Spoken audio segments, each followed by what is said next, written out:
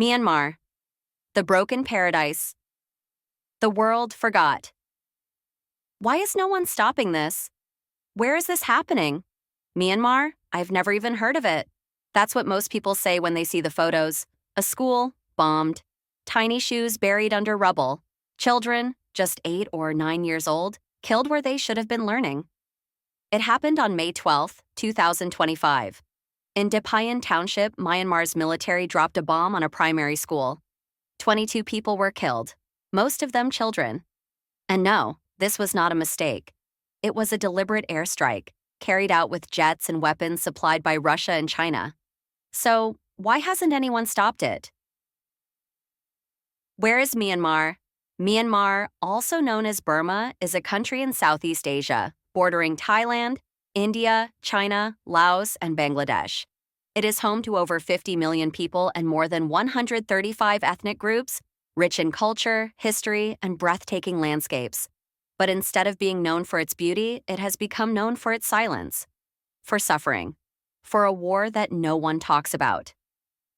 A history of betrayal and brutality. Since gaining independence in 1948, Myanmar has spent most of its modern history under military rule. Only 4 short years were governed by a semi-civilian elected government. The rest? 3 successive dictatorships. In 1962, General Ne Win launched a coup, starting decades of repression. In 1988, a student-led uprising demanded democracy. The military massacred thousands. In 1990, democratic elections were held. The opposition won, but the military ignored the results and jailed the winners. In 2021, the military staged another coup, crushing democracy once again. Since then, the junta has bombed homes, burned entire villages, and executed pro-democracy leaders. Thousands have died, millions are displaced, and the world has watched and done almost nothing.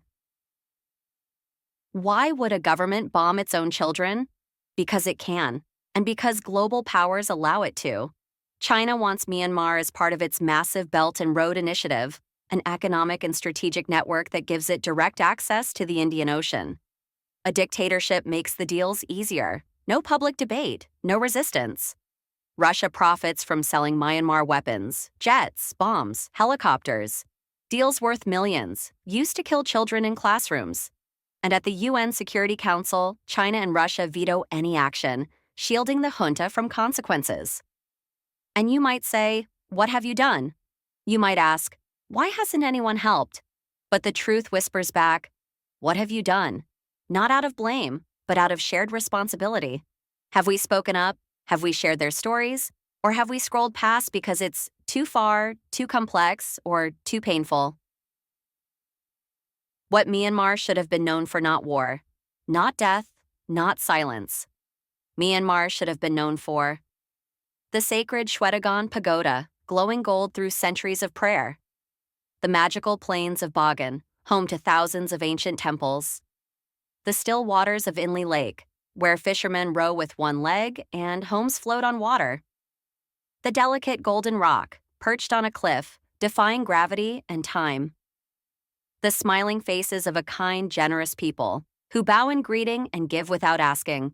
Myanmar should have been a top cultural destination, a spiritual retreat, a peaceful nation. Instead, it is burning. Myanmar is not just a local crisis, it's a global warning. It is a warning to the world.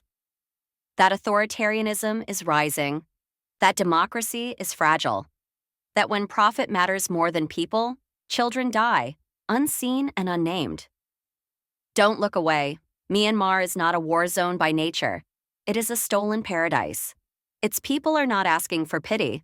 They are asking for solidarity, to be seen, heard, believed. Please, share their story, speak their names, break the silence. Because next time someone asks, where is Myanmar, you'll be able to answer, it's where children were bombed, and it's where I chose to care.